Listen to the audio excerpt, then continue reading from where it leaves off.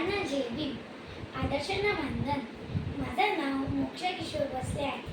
आज मी बुद्ध पौर्णिमेचा पावन दिनी मी तुम्हाला एक सुंदर कविता सादर करत आहे.